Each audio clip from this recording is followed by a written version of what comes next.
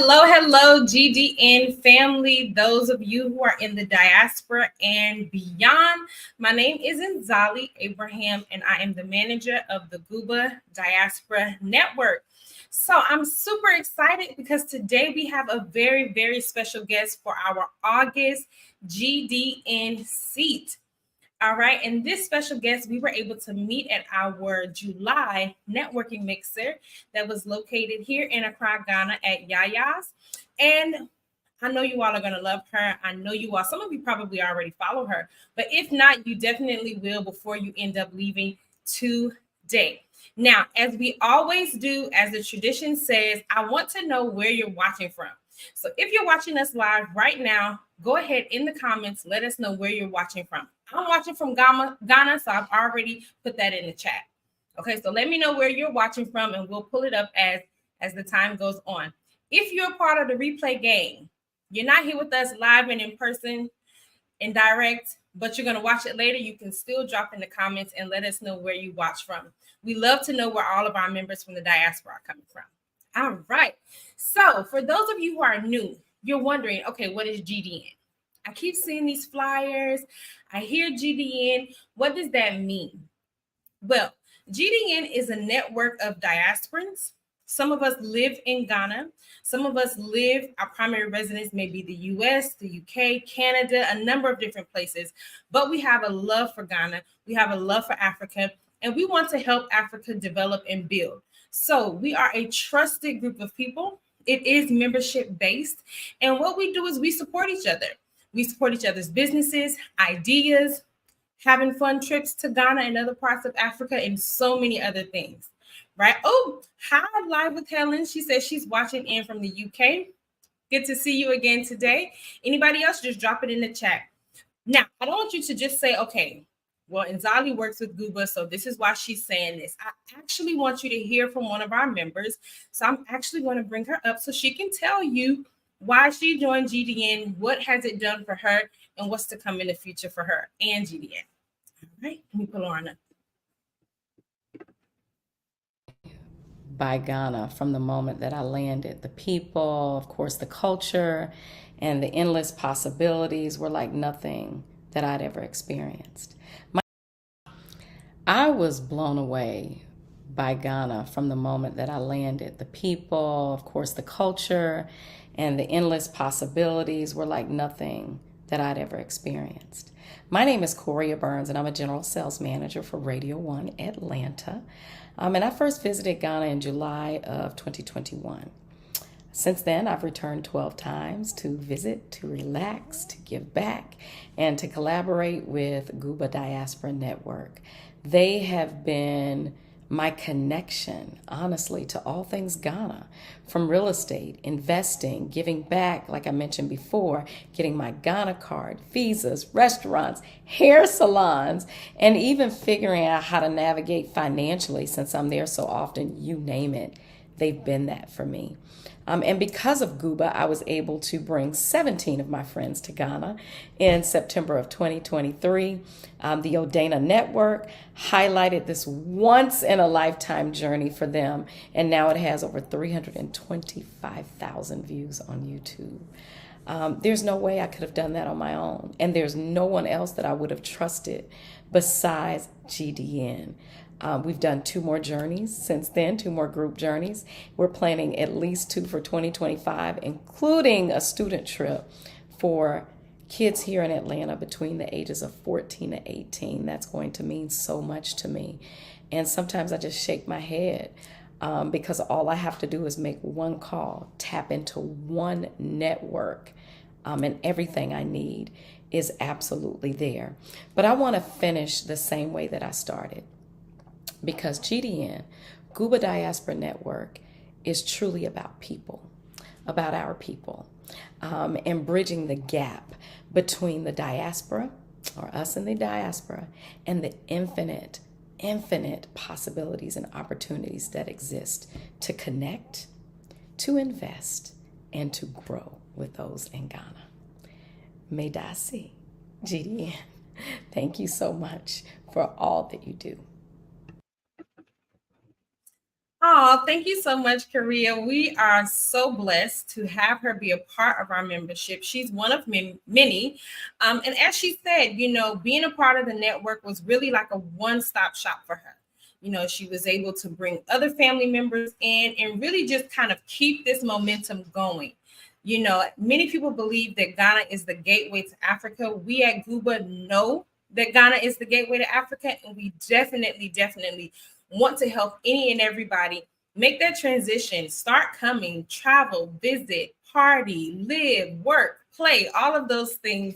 We would love to see you, welcome you, and help you upon your transition into this space. So now, if you don't already follow us on Instagram, please make sure that you do. I have put our Instagram tag at the bottom of the page. It's scrolling across the bottom.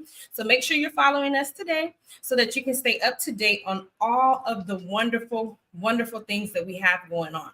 So as I told you before, our special guest for tonight, we actually met her at one of our networking mixers. So every month or every other month, we try to put on something for the community in Ghana.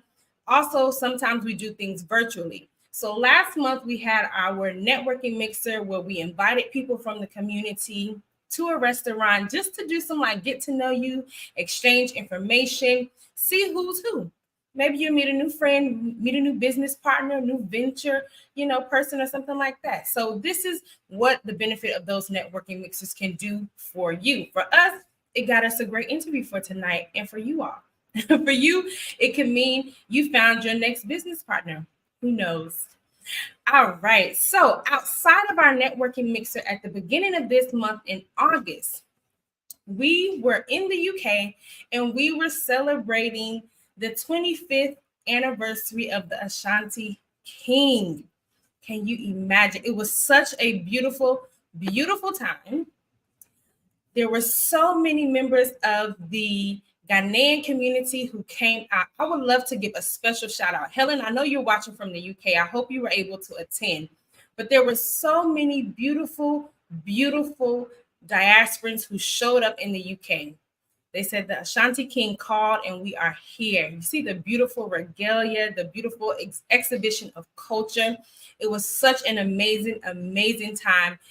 In addition to the Akwasi Day Festival, there also was a private dinner with some of the who's who of the Ghanaian and African diaspora in the UK, and we were just so blessed to be a part of that. So if you are interested in being a part of Guba Diaspora Network, make sure that you are following us on Instagram. Send us the DM. We would love to get to know you, love to add you to our membership body, and keep you up to date with some of these amazing events. All right. Now, I know some of you are wondering what's next. Okay. Because I've seen that you have been working with, the Ashanti King. I've seen the networking mixer pictures and videos. I've seen the diaspora conversation. So, what is coming up right now? And I'm super excited to let you know that at the end of this month, we are doing a GDN paint and sip. The location will be announced very, very shortly, but you must be watching us on Instagram to find out the location of the paint and sip. In addition to the GDN paint and sip coming up on August 24th, in September, we have our GDN virtual summit. This summit is going to be about starting and establishing and maintaining your business in Ghana. That's September 21st through the 22nd. More details to come. Again, you have to be following us on Instagram to stay up to date. All right. Now, before we jump into our special guest for the evening, I have one more word for you all. And that is from one of our long-standing partners, Hey Angel. Now, when you're living in the diaspora, sending money to your family and friends, also just transferring money to yourself sometimes becomes a task. Don't worry. Pay Angel is here to help make all your global payments as simple as possible. And guess what? They are now live in the United States.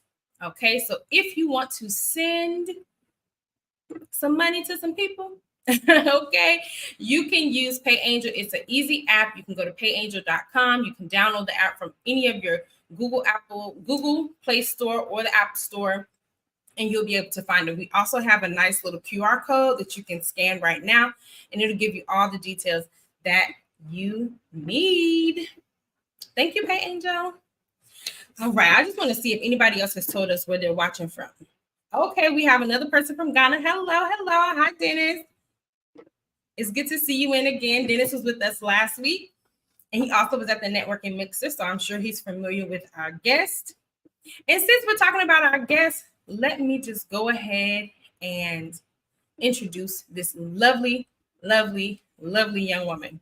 So Abigail is a 25-year-old entrepreneur with a background in tech. So she's a tech girly, y'all. Her familiar ties to Ghana have always inspired her to proudly represent her heritage despite being born in the diaspora. She currently is the reigning Miss Supranational Ghana 2024 and is on a mission to inspire women to be the best version of themselves. Abigail owns a business called Be a Skin with her sister, and her aspiration is to build the biggest luxury shea butter brand in the world. And I believe it. Okay. She loves Ghana because there's simply no place like home, and is currently establishing her second base in Ghana. So, without any further ado, I would love for all of us to give a virtual round of applause and amazing welcome to Abigail. Hi, sis. Hi, good evening. Thank you so much for that introduction. It's always kind of weird hearing a bio about yourself, so I was just kind of sat there like, oh yes, that's about me. Oh, no problem. No problem. Again, it's such a pleasure for you to join us here this evening. We really love meeting you in July, and we are so excited because me personally, I'm extra excited because there's not a lot of young diasporans who talk about their experience moving here or their experience trying to transition.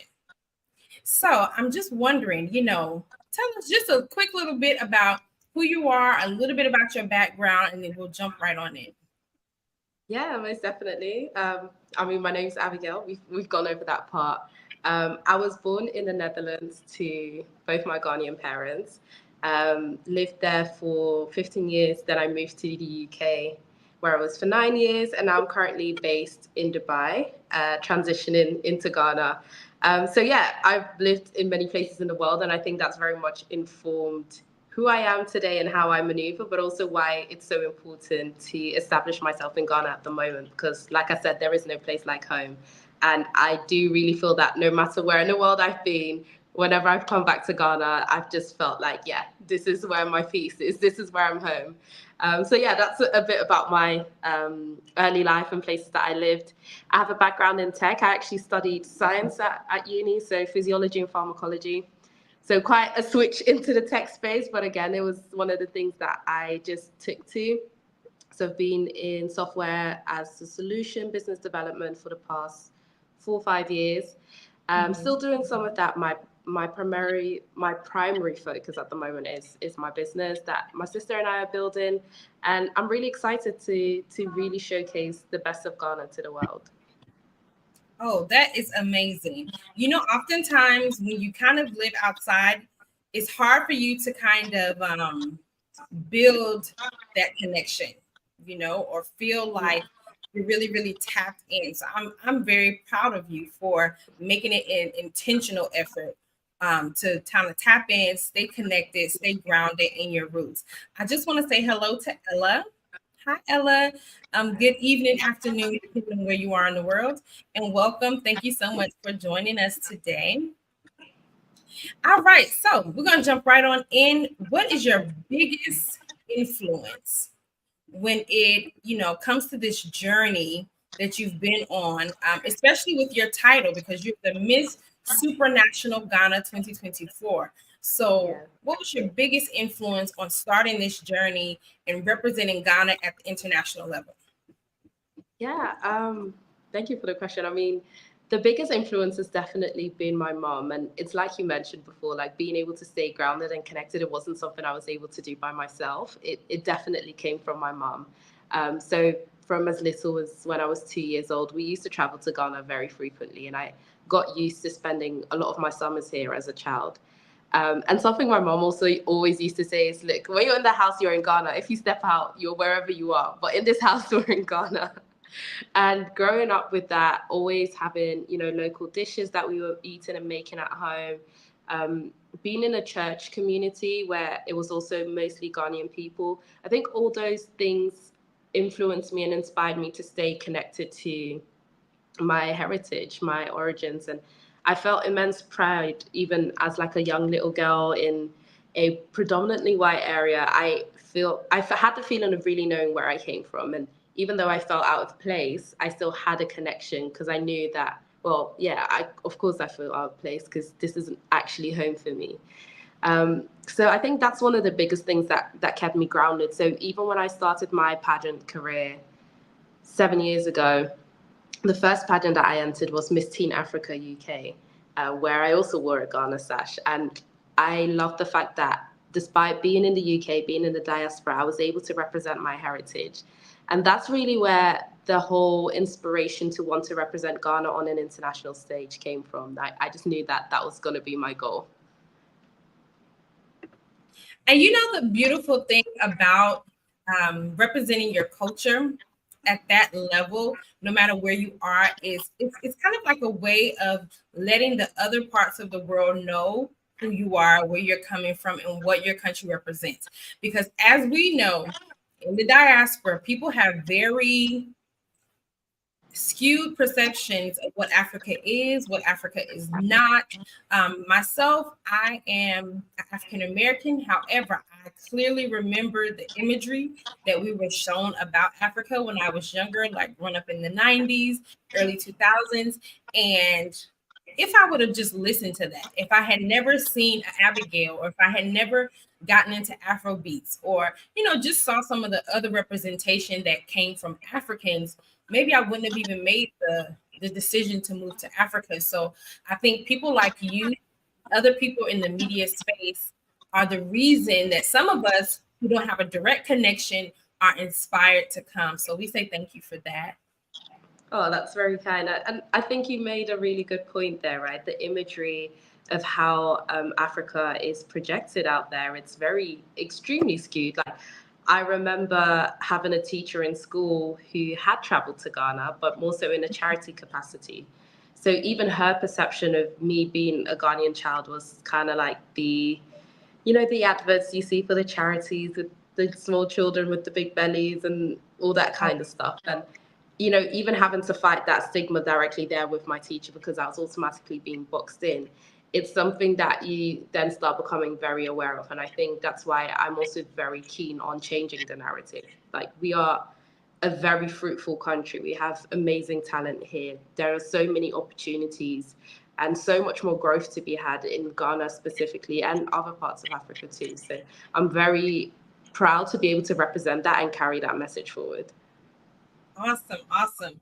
So you spoke a lot about Ghanaian culture. What aspects of the culture do you hold most dear to you?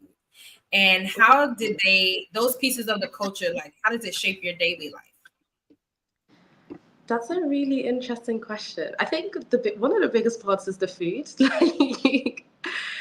I'm a foodie. I like all different kinds of food, but nothing hits the same as having some fufu and nkatebe. Like, that's just the most amazing thing for me, and I'll always go for that. So the food has been something that's always really kept me in touch. Even spending time in the kitchen with my mom, or knowing that there's gonna be like a party and you're sat in the kitchen with the aunties cutting onions. But it's all those times that you spend together and you get that real communal feel. And I think oftentimes in the Western world, we have a very individualistic way of living, whereas in our African cultures, everything is very community based. And, food is one of the main things that brings people together. So I know that's something that for me, I always associated with home, like eating together, breaking bread together, sharing stories and experiences together. So I would say that's probably the biggest thing that's kept me connected. Hi, Roxanne. I just wanted to shout out one of our viewers. Yes, to the food. Like, food is just one of those things, like you said, that brings everyone together, right? No matter the background, no matter, where you're coming from, any of those things, it will bring you together. One of the things I've noticed just being a different type of diasporan is that there's a lot of similarities in our food. I always say, continental Africans and Black Americans, we use the same ingredients, but we, use them differently. So, like in Ghana, we may have okra soup, whereas in the US, we may have fried okra and cornbread. Cornbread is like maize that we've put, some sugar in and, a little honey and some, some eggs and extra things to make it sweet. But again, it's the same ingredients, just used differently. In Ghana, you all have jollof rice. In the States, we have something, especially in the South, called dirty rice. It's still spicy. It's still not your plain regular rice, but it's quite similar. And I think that, for all of us around the globe, that food will definitely at least be a great introduction.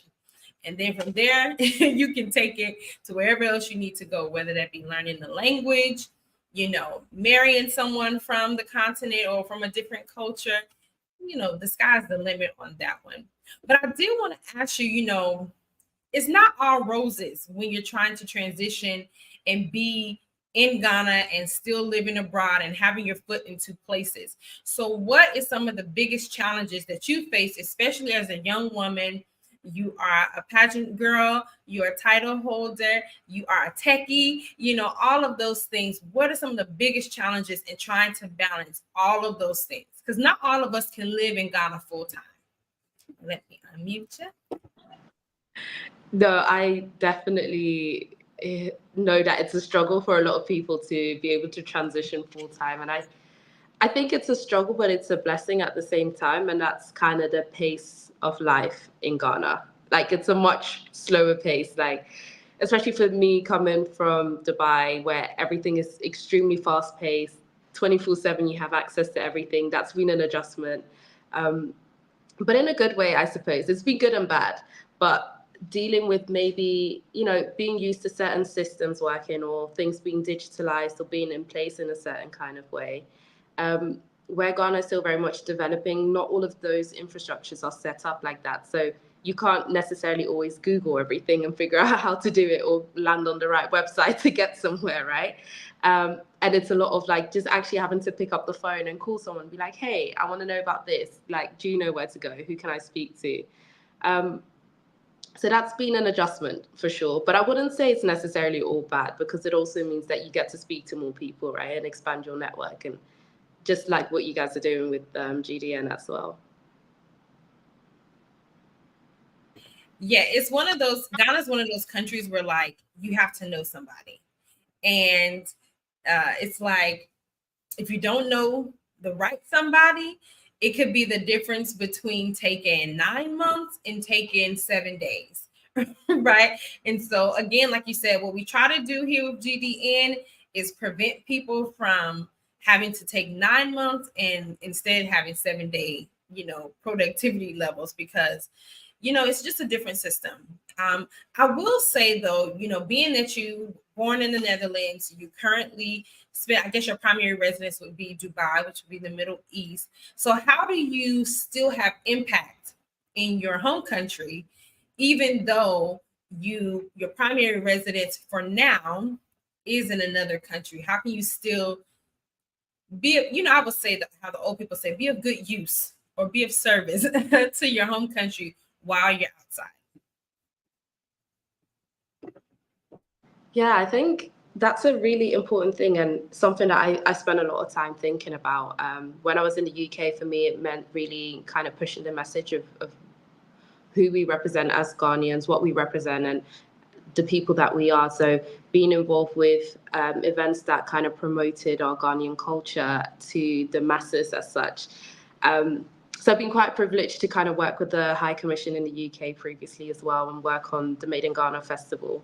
And these are all things that we're able to promote and push Ghanaian culture. But I think also something I'm very keen on is the economic development for Ghana as a country, because ultimately that's what pushes a country to be able to be more established and get further. And particularly as young people, someone my age, I'm really trying to be extra conscious about, okay, where am I putting my money? Where am I investing into?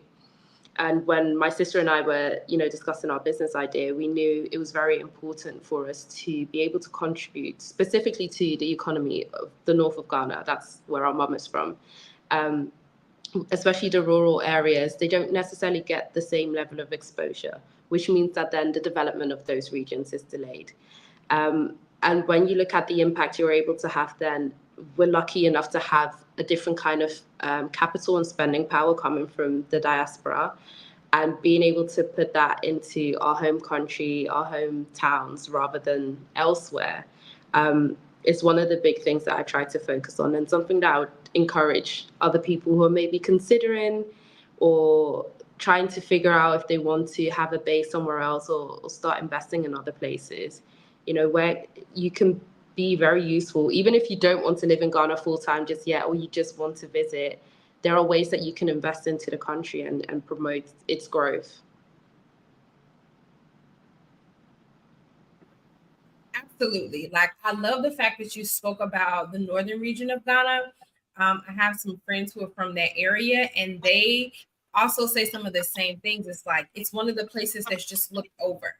Like, Yeah. nobody thinks about what's happening in the northern regions. However, there's some great talent there. I know personally because I used to do recruitment work for a university here. And when we would go into the northern region, like the inventions that I would see, the talent, the natural resources, like the one that you and your sister are working with, which is the shea. The shea Yeah. nut, the shea butter, all of those things are like major things that we use in the diaspora for skincare, hair care, all of that good stuff. And it's in abundance in the north, but the north never gets any shine. So I love the fact that you talked about economic opportunity. And even though you're making your money outside, you can still invest in Africa. You don't have to invest in Silicon Valley or, some of Yeah, these other exactly. markets. You definitely still can invest here. So I do want to give you a chance to speak about your project. I know you spoke about it just kind of in touching on it, but this project that you have with your sister, I believe it's called Be a Skin. So we would love to know more about that and how that project, that company, that business, let me give it its full credit. That business is going to help you, your family, and also the greater Ghanaian family in the country. Yeah, no, I'm really excited to share it. It truly is a passion project, and something that is very personal and near and dear to my sister and I. So, Bia Skin translates directly from Fafra. Bia translates to baby, so baby skin. That's it. That's what we're giving you. And shea butter is known to do that. If you haven't used it before, you need to try it, because most definitely you'll get the most beautiful glowing baby skin, and it has a lot of different properties. You gotta get on it, I'm telling you. um, but what it really comes down to is tradition. So my sister was actually born in Ghana, and she lived here till the age of 6. And when she was born, my grandma was still around, and she would take the shea butter and cream her and moisturize and do all the massaging like they do in the local way. And when I was born, despite being in diaspora, that's something that my mum did for me as well. And my sister now does it for her daughters. So it's this tradition that's passed through the sort of maternal side of our family, that is very near and dear and builds this really strong connection. And that's something that we wanted to kind of cement. And also, the production of shea is very much artisanal. And in today's society, it's something that's starting to die out. And we wanted to say, okay, how can we pump more life into this industry, so we don't lose that history and that tradition that's attached to it as well. But the important thing about Be a Skin as well is that it's not just a business, it's a social enterprise. And again, it comes back to that maternal bond that we have within that.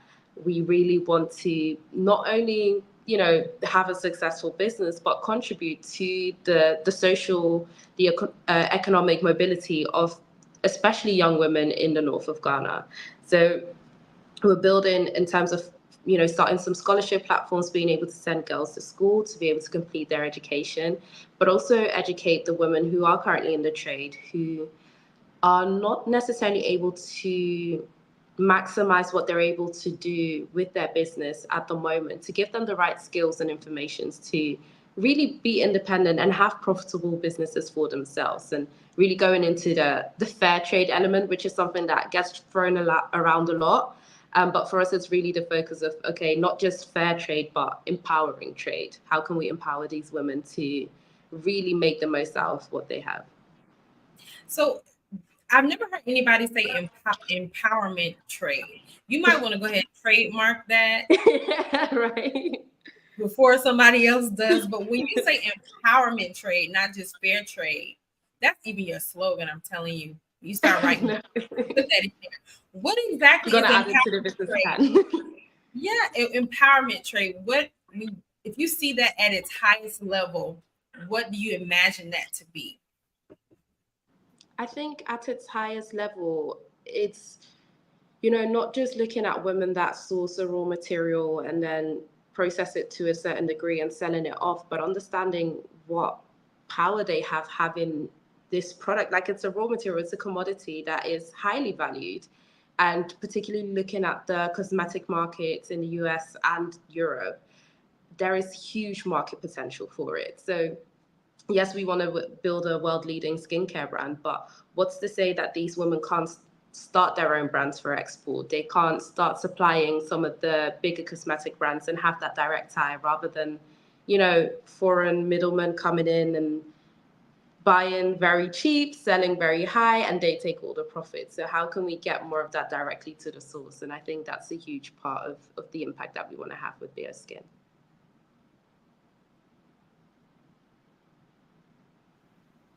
I love that. I feel like you're making or you're providing women with the opportunity to be like superpowers, right? So it's like I'm not just working and producing, but like I own it. It's the ownership piece that I think will really speak to more women, and I'm super excited about Be a Skin and where it's going to go. I just want to pull up one more comment. Roxanne says, I love the way the tradition interweaves with social mobility for young women in the northern region. Hashtag Be a Skin. Yes, baby skin. And Ella says, absolutely. Yes, I love it. I mean, I think that's such a great way to look at it. So for those of us in the diaspora and you're trying to figure out, okay, what business do I want to do? What can I go into? One of the key things is also looking at, okay, we have our traditions, we have our customs. How can we use that to help, socially move ourselves up the stratosphere of success, right? It shouldn't just be, okay, I have this product and I'm going to work it locally. No, think big. Think beyond just the local trade for shade, and think beyond that, or whatever your product may be. We know Ghana is full of all types of natural resources. But I do want to mention one thing, like you're coming from the diaspora, and that comes with a certain level of privilege, right? When you are starting up a business in Ghana. However, you still have this like dual identity. So like, what are some of the strengths that you draw from your experience outside that help you have these privileges when you come back home and want to set up businesses? Yeah, I think the dual identity thing is huge, right? Because I think it's a double-edged sword. There's an element where sometimes people can kind of look at you like, oh, well, you're a diasporan anyway, what are you coming to do over here? So I think it's also very much acknowledging the fact that, yes, I do have a certain level of privilege. I didn't grow up here locally. I didn't necessarily have the same experiences or the struggles that others may have had.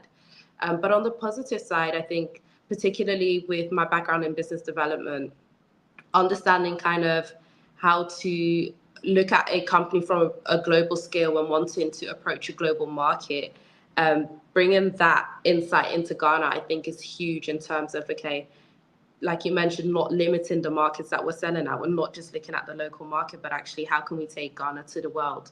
And I think particularly looking at the history where we've had a lot of our raw materials like cacao being exported to, foreign countries, and they brand it as Swiss or Swedish chocolate, or, different parts of the world that take our raw materials. I think having that understanding and understanding that ultimately it's about the packaging, it's about the story that you sell. Why do we need to let someone else tell our stories if we can do that for ourselves? Yeah, and I love what you just said in regards to like other people coming and taking our stuff. That's why I say you need to trademark that empowerment. What was it?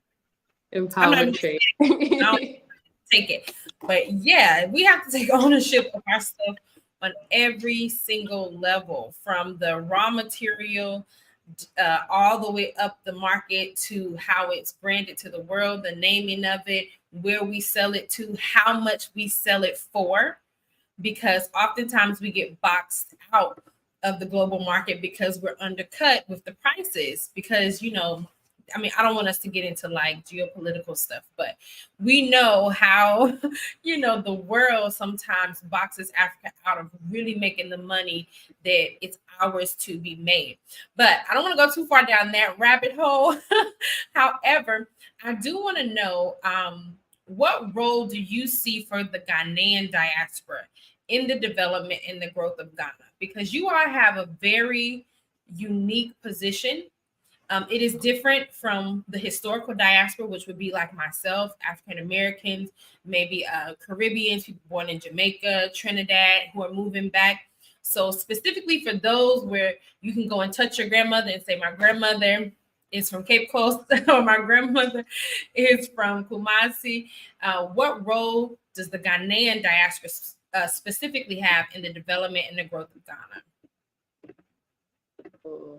I think we have a huge role to play. And, you know, I know for me with my parents, they kind of came to Europe and were just kind of like, yeah, we'll work here and then we'll come back and retire. But I find that when I speak to some of my peers now, there's a much more bigger need and want to kind of almost like, well, we get educated and we can go back home. And I think the knowledge, the wealth, the experiences that we're all able to get can be implemented here to kind of help accelerate the growth of the country as a whole. And, you know, everyone has different experiences from being in different parts of the world, and seeing different governmental structures, business structures, educational structures, which we can all contribute to help curb some of the issues that we face here in Ghana. So I very much urge like anyone that's like myself to not lose that connection with the motherland, because, you know, unfortunately, we've seen it in the UK over the last couple of weeks. We will always be considered as outsiders,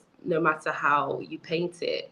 And I think when we look at the longevity of, you know, your careers, your business, how you want to build yourself up as a person, it's always good to evaluate, okay, where do I really see myself fitting in the world? And am I always going to try and fight to not be an outsider, or can I just go back to where I am accepted and do the best that I can there and make it the best place for me? I say go back to where you're accepted and make the. But I am biased. You know, I transitioned to Ghana 7 years ago.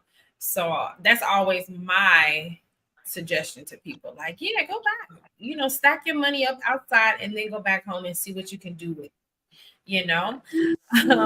So yeah, I love that. I love that. Encouraging all folks to come home in some capacity. I like that you said taking what you have learned outside and looking at some of the structures and bringing some of those skills back into this place, because oftentimes the skills leave God, right? Yeah. People are running out with all of their know-how and skills and education, and then they come back when they're older. So I do want to also take this chance to encourage some of the younger folks, come back a little bit earlier, you know, when you still For have sure. energy to keep going and to move this country forward. You know, this year's an election year, so for those in Ghana, if you are not registered to vote, you have until September 5th to make sure that your registration is up to date so that you can vote in December. But moving on from that one, how do you stay motivated to represent Ghana on the international stage? Because, you know, we have a lot going on here sometimes. Yeah. And, you know, what message do you hope to convey through your platform, Miss Supranational Ghana 2024? Yeah, I mean, how do I stay motivated? I'm quite like I don't like sitting still, so I think maybe could be a little bit of ADHD, who knows? But that's definitely, I'm always on go. So I'm always keen to look for the next thing to keep going. And I think with Miss Supranational in particular, supranational means beyond borders. And when I look at Ghanaians as a whole, I think there's probably not a single country you can go to where you won't find some sort of a Ghanaian community. So it's clear that as people, we've transcended borders. And really taking that message, and especially as a diaspora and representing the motherland, that was the thing that spoke so dearly to me of like, yes, we go beyond borders, but at the end of the day, home is home, and that's where we come back to, and that's where our foundations are rooted, our principles, our beliefs, our morals. And that's really what I want to share to the world. And I think something I found on my journey as well as a diasporan representative is that a lot of the time people didn't feel worthy enough to represent Ghana because they maybe felt like they didn't have enough of a connection or they weren't clued up enough. And I think my goal in that is really to, okay, if you feel all of those feelings, then take that as inspiration to go and do the work, go and learn, go and reconnect with your family, figure out where you came from, understand why your heritage is so important and why you should hold it dearly to you. And that's really one of the biggest things that I want to push out there.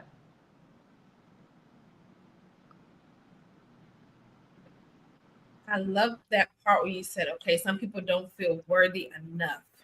You know, it's almost like, okay, I'll give an example from my background. Like currently they're saying like Kamala Harris isn't black or she's not black enough, right? Because like, you know, all of those things.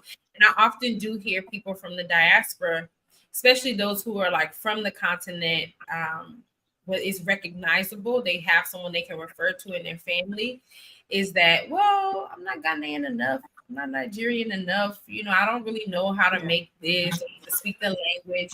But I love that you're saying through your platform, no, you're Ghanaian. Wherever you were born, no matter what is in you.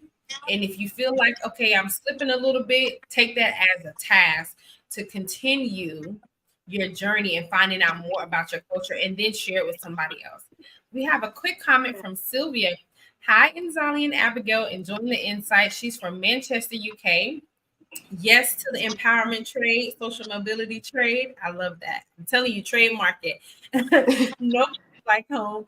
And yes, I have been in the thick of the UK riots. Kudos via skin. Thank you so much, Sylvia.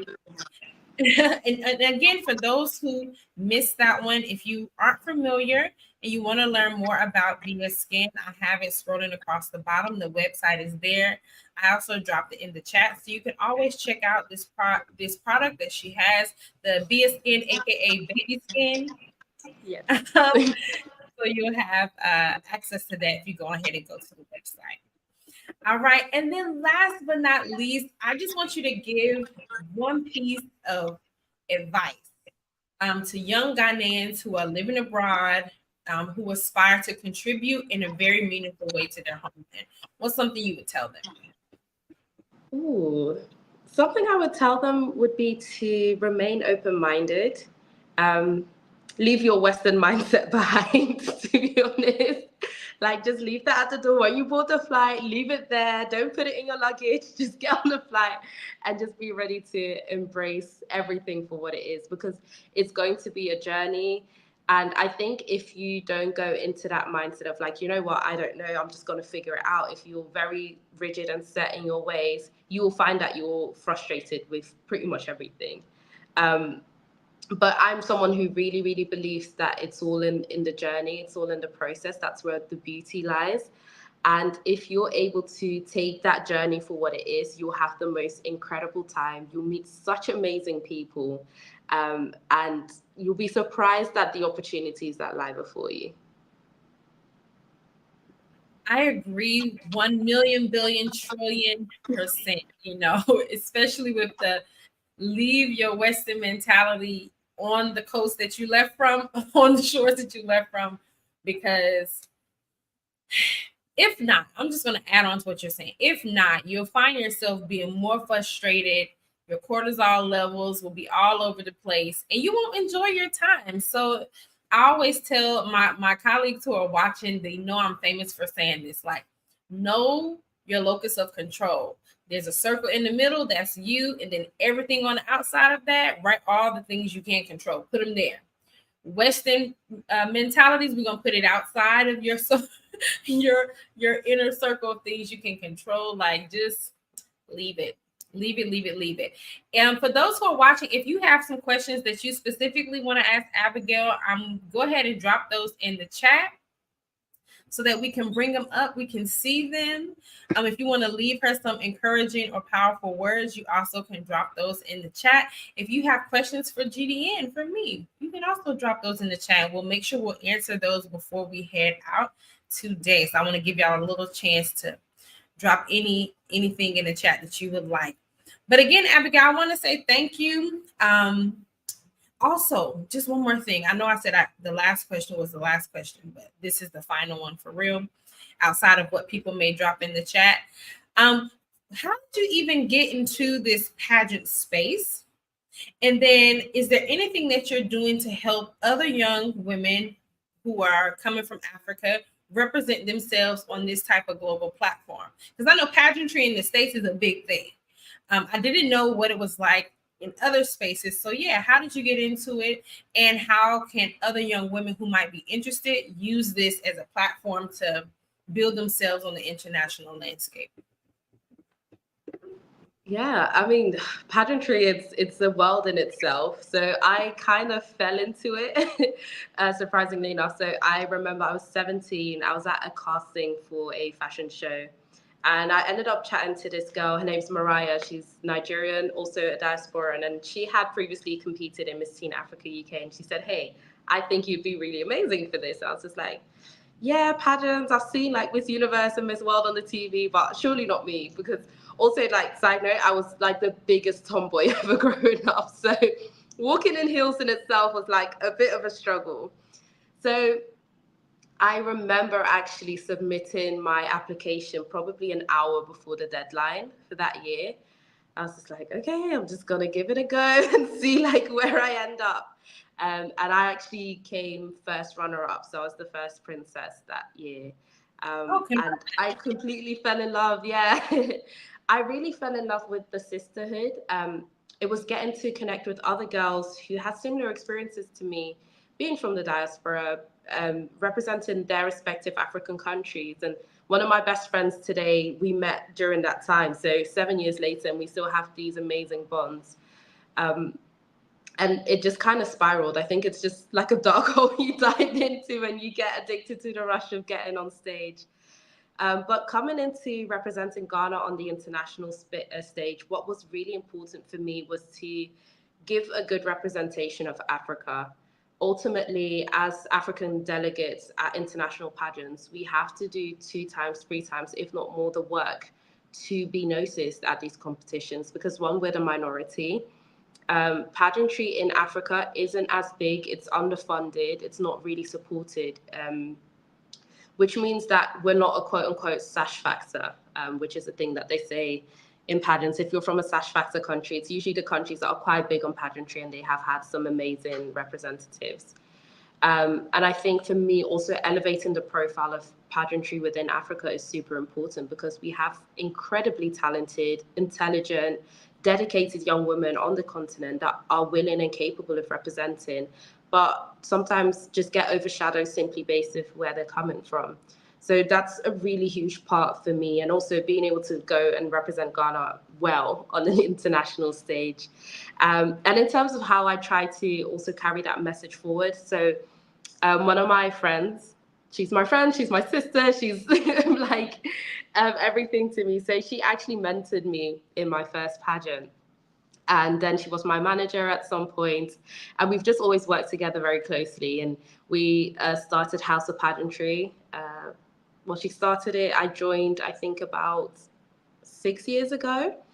And with that, what we do is we coach young women. So whether it comes to their etiquette, their public speaking, their walking, and it's really given them the tools to be most prepared, to feel the most beautiful, the most confident, the most intelligent that they can when they step out on that stage and, you know, represent their countries, but also themselves ultimately. So yeah, that's how I've been lucky enough to contribute to that element of things.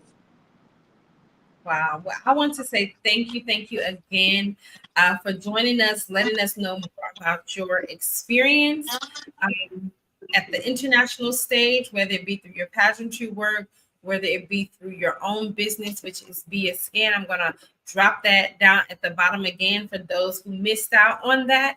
And I love the work that you're doing. I say continue to go, continue to grow, continue to thrive, my sister, and just continue to be a great representation for Ghana, for Africa as a whole. And I wish you nothing but the best.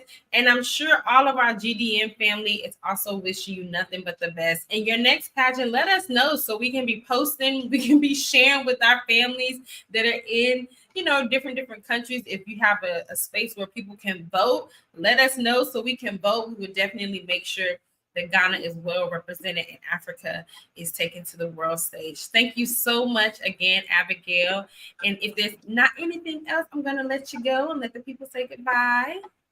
No, thank you so much for having me. It was such a lovely chat, just being able to share. And I think these conversations are so important because they can inspire thoughts and different ideas for different people. And I hope that someone maybe listened to anything I had to say and thought something was like, hey, actually, I have this idea.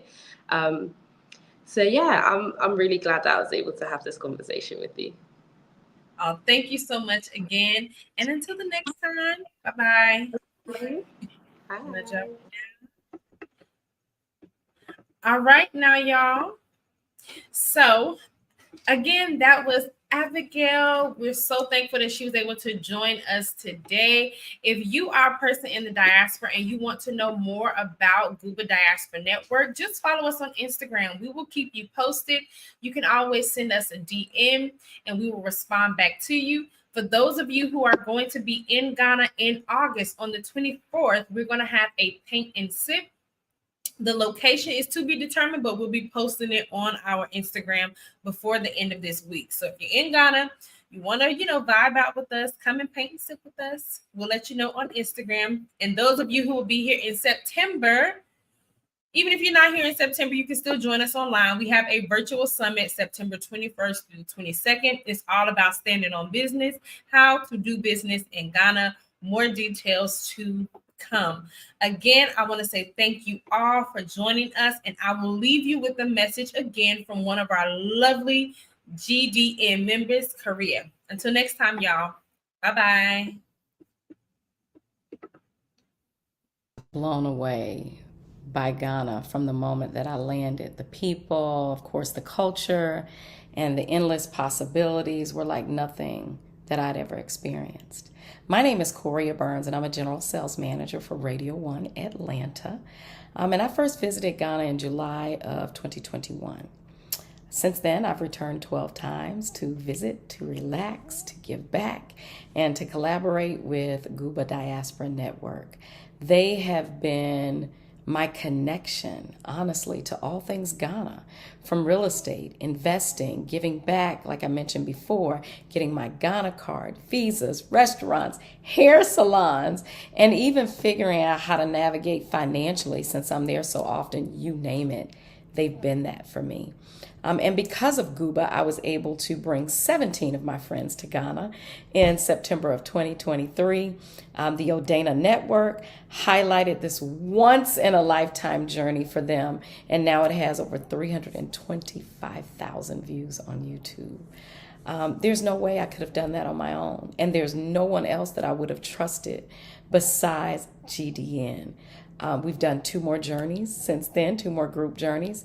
We're planning at least 2 for 2025, including a student trip for kids here in Atlanta between the ages of 14 to 18. That's going to mean so much to me.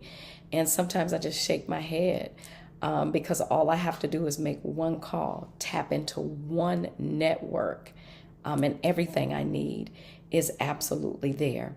But I want to finish the same way that I started. Because GDN, Gooba Diaspora Network, is truly about people, about our people, and bridging the gap between the diaspora, or us in the diaspora, and the infinite possibilities and opportunities that exist to connect, to invest, and to grow with those in Ghana. Medasi, GDN. Thank you so much for all that you do.